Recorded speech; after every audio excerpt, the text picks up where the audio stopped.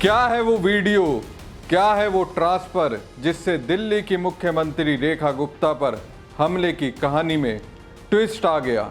जो अब तक दिल्ली में नहीं हुआ उसे अचानक से किया गया तो शक की सुई और गहराने लगी। नमस्कार दोस्तों, मैं हूं परवीन सानी। दोस्तों, दिल्ली की मुख्यमंत्री रेखा गुप्ता पर एक हमला हुआ 20 अगस्त को सुबह करीब 8:15 पर। दिल्ली की मुख्यमंत्री रेखा गुप्ता पर उनके सिविल लाइंस में मौजूद कैंप ऑफिस में जन सुनवाई के दौरान हमला हुआ। हमलावर का नाम राजेश भाई खिमजी है, जो 41 साल का है, गुजरात का रहने वाला है।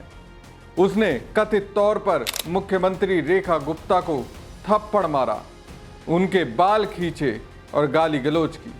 हमले में रेखा गुप्ता के हाथ, कंधे और सिर पर चोटें आई। हमलावर को तुरंत सुरक्षा कर्मियों ने पकड़ लिया और दिल्ली पुलिस ने उसे हिरासत में ले लिया। पुलिस ने उसके खिलाफ भारतीय न्याय संहिता बीएनएस की धारा 109(1) हत्या का प्रयास, धारा 132 सार्वजनिक सेवक पर हमला और धारा 221 सार्वजनिक सेवक को कर्तव्य से रोकने के तहत मामला दर्ज किया गया। लेकिन उसके बाद जो एक्शन हुआ उसने कई सवालों को जन्म दे दिया।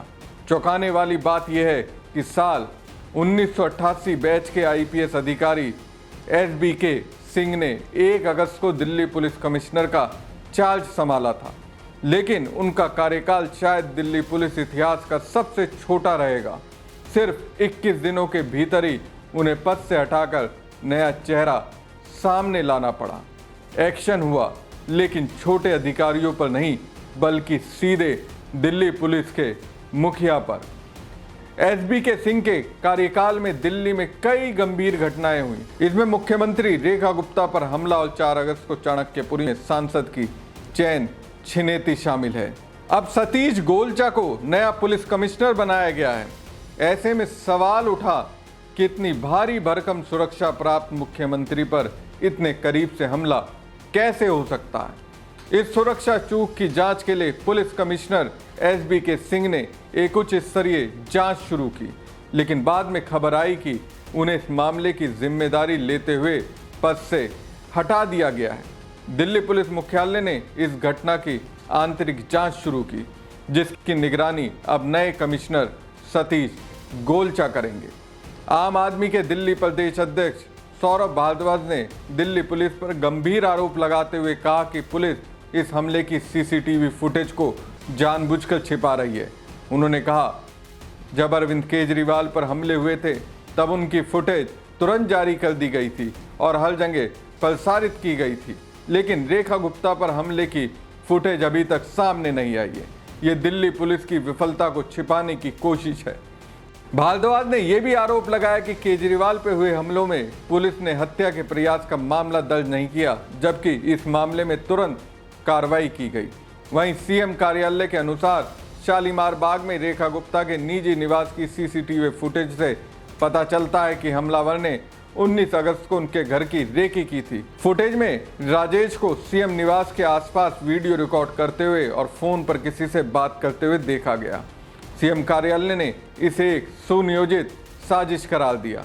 हालांकि हमले के समय की फुटेज अभी तक सार्वजनिक नहीं की गई है, जिसे लेकर आपने सवाल उठाए। तो ऐसा क्यों नहीं किया गया?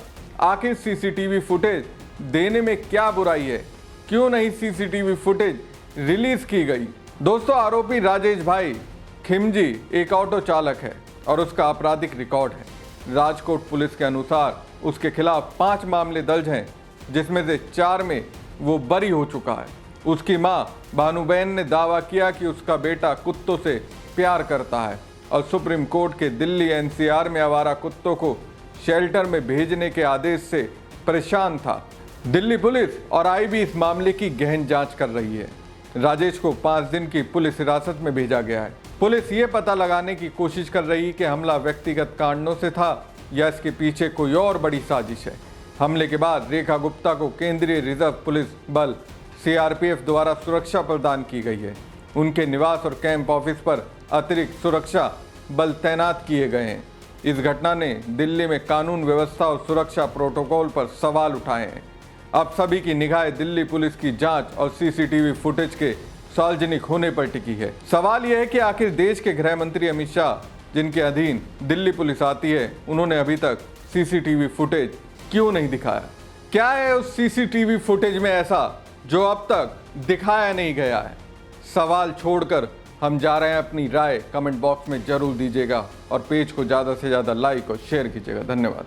कल दिल्ली की मुख्यमंत्री रेखा गुप्ता जी के ऊपर बताया जा रहा है कि किसी आदमी ने इस बात से नाराज़ होकर कि वो स्ट्रे डॉग्स के बारे में ऑर्डर्स पास कर रही हैं। बताया जाता है कि किसी ने उनको थप्पड़ मारा गया या शायद मारने की कोशिश की, क्योंकि पुलिस ने कोई सीसीटीवी फुटेज तो बाहर नहीं दी है। उसके बाद आज रेखा गुप्ता जी गांधीनगर गई थी। बड़ा लंबा चौड़ा पुलिस का काफिला लेके गई थी। पूरा बाजार दिख रहा था, वीडियो में दोनों तरफ दुकानें बंद हैं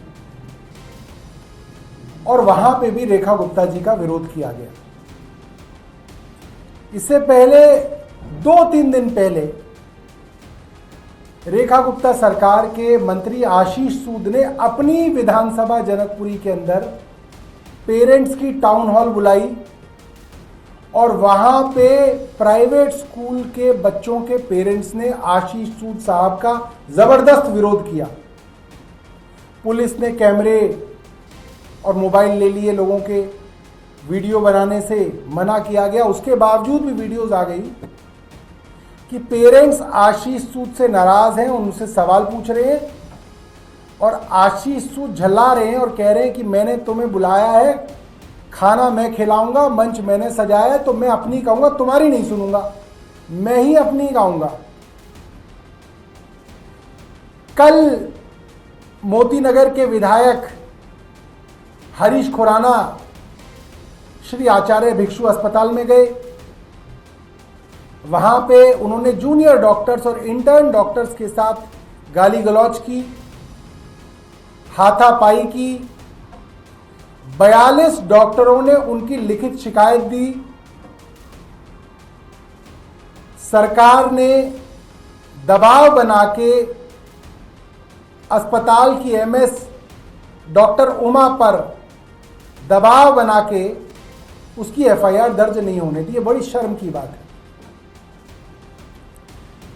मगर एक बात साफ है कि कल रेखा गुप्ता जी के ऊपर जब हमला हुआ तो पुलिस ने क्या किया, आप सोचिए।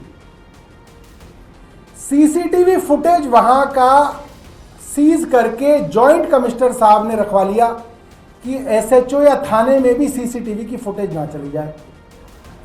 जितने पुलिसकर्मी वहां आसपास थे, जो लोग थे, उन सबके मोबाइल कैमरे वहां पे रेखा गुप्ता जी के यहां पुलिस ने जमा करा लिए।